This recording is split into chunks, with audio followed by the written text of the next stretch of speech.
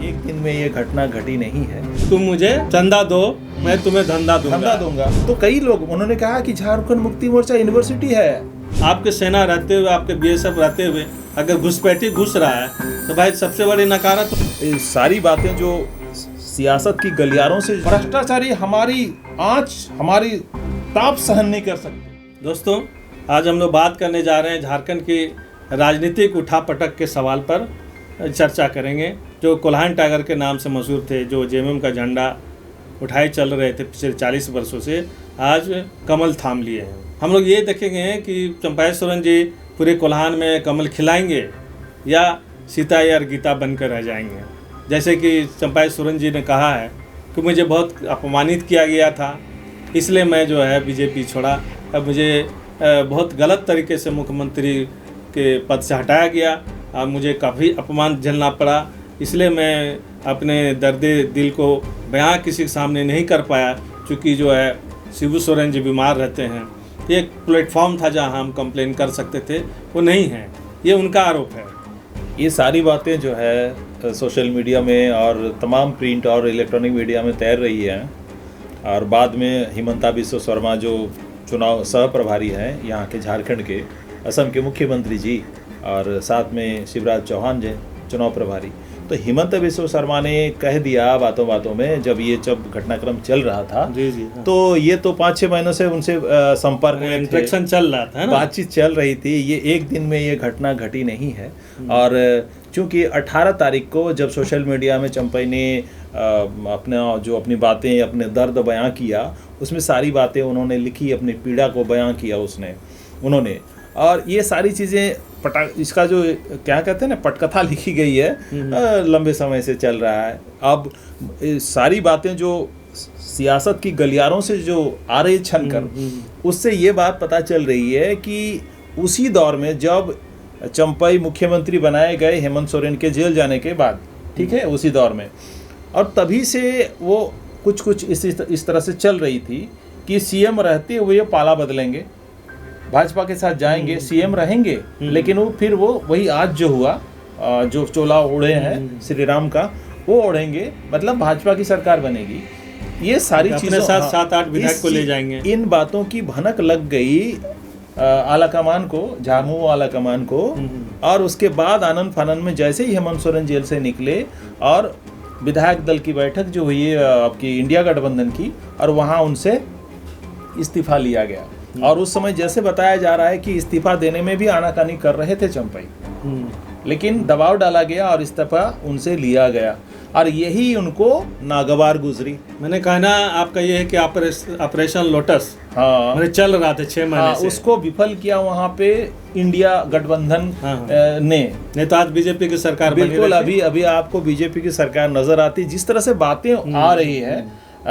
तो इसीलिए, नहीं तो जैसे कहा जा रहा था कि चुनाव प्रचार में जमकर लगेंगे हेमंत जेल से निकलने के बाद कल्पना सोरेन के साथ, अपनी पत्नी के साथ तूफानी दौरे करेंगे, और चंपाई सोरेन बाकायदा मुख्यमंत्री ही रहेंगे। इस तरह से प्लानिंग हो रही थी, मगर सारा का सारा जो है जो खेल है बिगाड़ा है यहाँ पे लोटस जो वालों ने। और आज अगर चंपाई भगवा रंग में रंग गए तो इसके लिए यही सारे घटनाक्रम जिम्मेदार हैं। देखिए, राजनेताओं में ये फितरत होती है कि ये ठिकरा दूसरे पर फोड़ता है। मैंने एक चीज़ देख रहे हैं मीडिया में, ये दिखाया जा रहा है कि खासकर जो है कि चंपाई सोरेन का वो बातें कि भाई मुझे बहुत ज़्यादा अपमानित किया इसलिए मैंने छोड़ा, इस बात को लोग प्रमुखता से ज़्यादा स्ट्रीम मीडिया उठा रहा है। लेकिन ये बात नहीं उठ रहा है कि क्यों ऐसा कारण उठा, कौन सी ऐसी वजह थी जो उन्हें अपमानित किया गया। क्या सही में अपमानित किया गया या कुछ अंदर खाने कुछ चल रहा था जिसके कारण हटाया गया। आपने कहा कि वो ऑपरेशन लोटस चल रहा था जी, और ये पूरे देश में लोग चलाते रहे पिछले 10 सालों से। हाँ, जैसे और ये झारखंड में ये पहली बार नहीं हुआ, इससे महाराष्ट्र में देखिए, झारखंड में भी इससे पहले कई बार ये प्रयास हो चुके हैं। हाँ, लगातार प्रयास विफल हुए हैं। रामदास सोरेन चंपाई की जगह लिए, मतलब मंत्री बनाए गए, और रामदास सोरेन ने फिर मीडिया के सवालों का जवाब देते हुए इन सारी बातों का भेद खोला। बोला कि चंपाई के जाने के बाद, लोगों ने पूछा कि चंपाई के यहाँ से जाने के बाद, मैंने झामुमो से जाने के बाद क्या कमज़ोर होगा कोल्हान में इंडिया गठबंधन या कि झारखंड मुक्ति मोर्चा? तो बोले, उन्होंने जो जवाब दिए कि देखिए कई बड़े बड़े नेता गए, उन्होंने अर्जुन मुंडा का जिक्र किया, उन्होंने अभी गीता कोड़ा जो तो इंडिया गठबंधन से गई उनका जिक्र किया, कई और हमारे यहाँ के जो जमशेदपुर के सांसद हैं, हालांकि उनका जिक्र नहीं किया, मैं जिक्र कर रहा हूँ। तो कई लोग उन्होंने कहा कि झारखंड मुक्ति मोर्चा यूनिवर्सिटी है। अच्छा।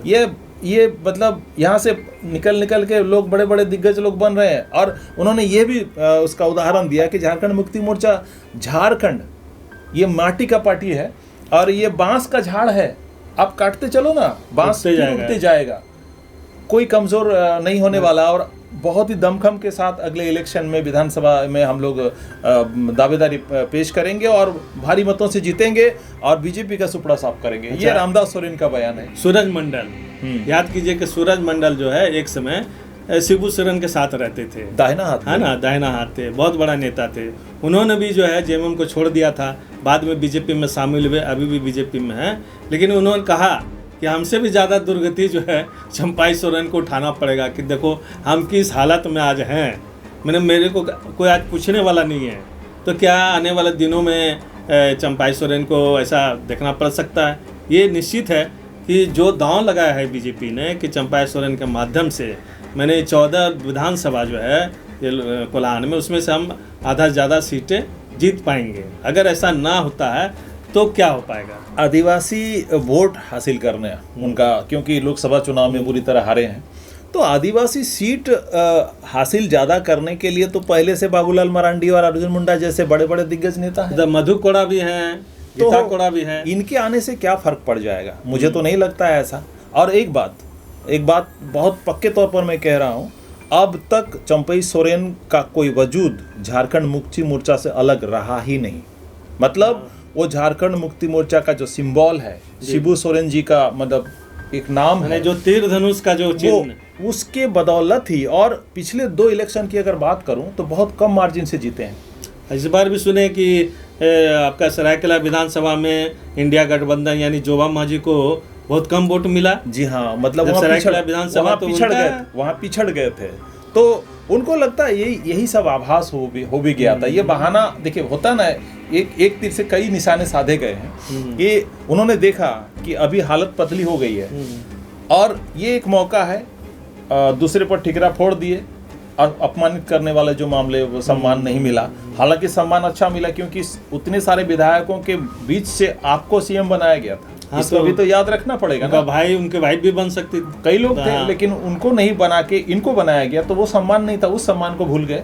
अब जब इस्तीफा लिया गया तो इस्तीफा माने देने की जो नौबत आई है उसके लिए खुद जिम्मेदार यही है, क्योंकि ये 4-5 महीनों से जो हिमंता बिस्व शर्मा के साथ संपर्क, ये सारी चीजें क्या बयान करती है, आप सीधे तौर पर ये जनता भी जान रही है। ये क्या रिलेशन था भाई हिमंता बिस्व शर्मा भाई, दूसरी पार्टी के लोग हैं जो हमेशा प्रखर विरोधी रहे हैं, उनके साथ आपकी क्या बातचीत हो सकती है?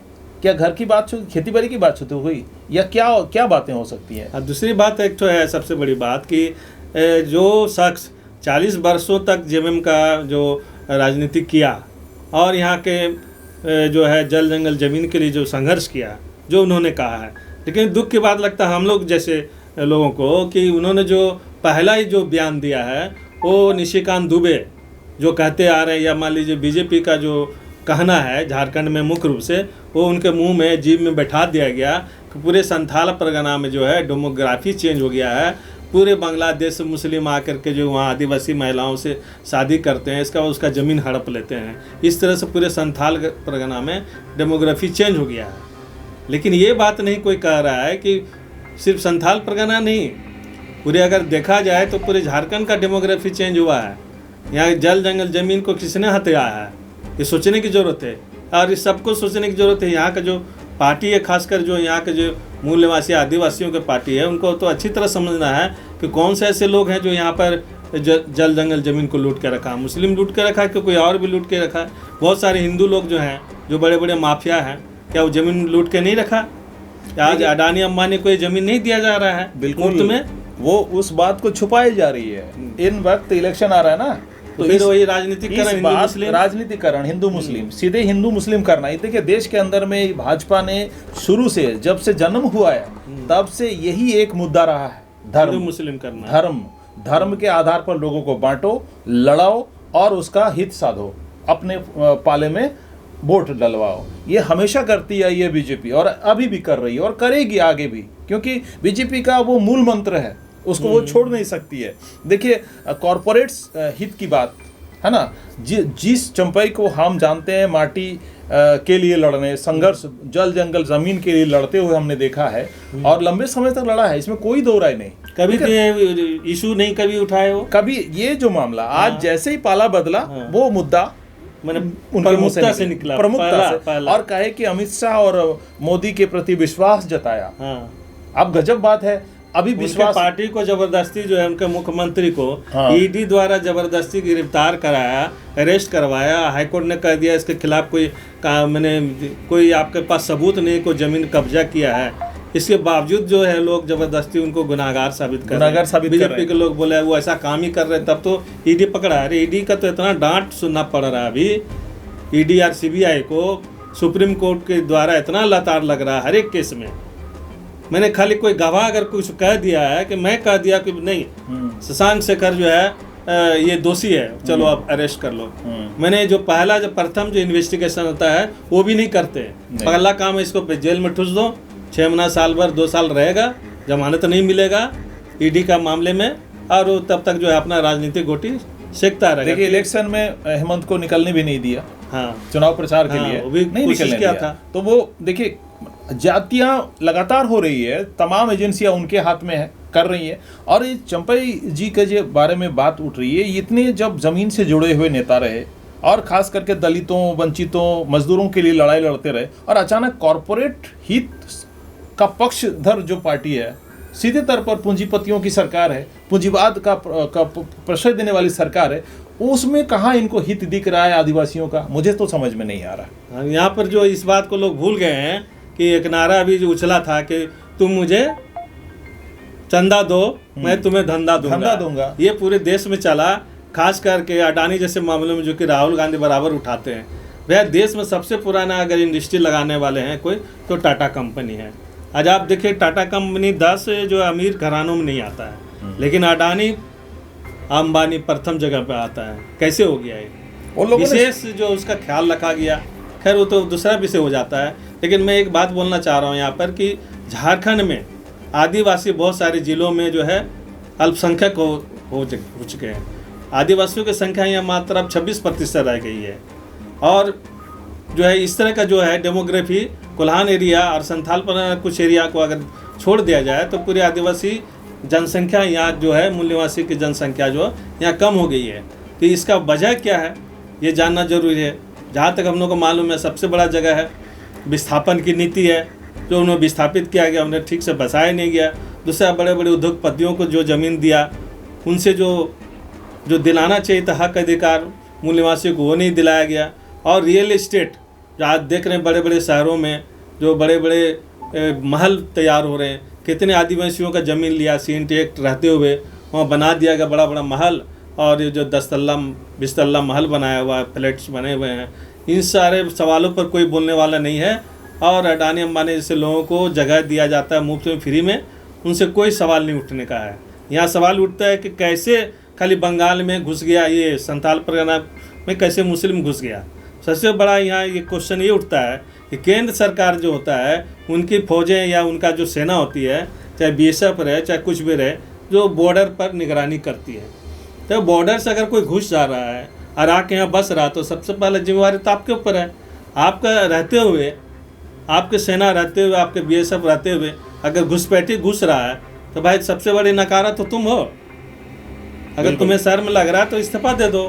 खाली दूसरे पर कि यार राज्य सरकार तो कहीं से बुला के उठा के नहीं ले आ सकती है।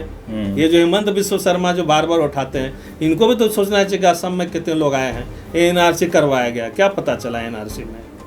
मालूम है कि सबसे ज़्यादा वहाँ हिंदू ही है जो बाहर से आए रहे, इनका बोलती बंद हो गया। उसके लिए तो सेंसस जरूरी है जनाब। सेंसस तो अब कराएंगे नहीं, जातिगत जनगणना की बात मैं कर रहा हूँ, बार बार नकार रहे। अभी तो कंगना रनौत यहाँ भी टपक गई, यहाँ भी फिर वो बोल रही, जबकि उनको मना किया गया है, कोई आप स्पोक्स पर्सन है नहीं बीजेपी के। एक मामले पे बोली ना, जबरदस्त तरीके से वो ट्रोल हुई है और बहुत भारी बेइज्जती का सामना करना पड़ा। वो आदत से मजबूर है। वो हमेशा सुर्खियों में रहने के लिए कुछ विवादित बयान बोलती रहती है और चुप है, फिर भी भाजपा फिर भी चुप है, मैंने उसको कोई सजा देना नहीं है। हाँ, लेकिन जिस तरीके से हमारे जो महामानव हैं और जो मतलब बायोलॉजिकल जिनका जन्म नहीं हुआ, वो तो लगातार बोलते हैं। अभी तो हाल फिलहाल, अभी थोड़ा मुद्दे से हट रहा हूँ मैं, लेकिन ये बोलना जरूरी है। अभी जो शिवाजी महाराज की प्रतिमा जो गिरी है 8 महीने में, ये भ्रष्टाचार नहीं है। वो कहते हैं भ्रष्टाचारी हमारी आंच, हमारी ताप सहन नहीं कर सकते, वो बोलते हैं। तो भ्रष्टाचारी अगल बगल में है। किसने किया?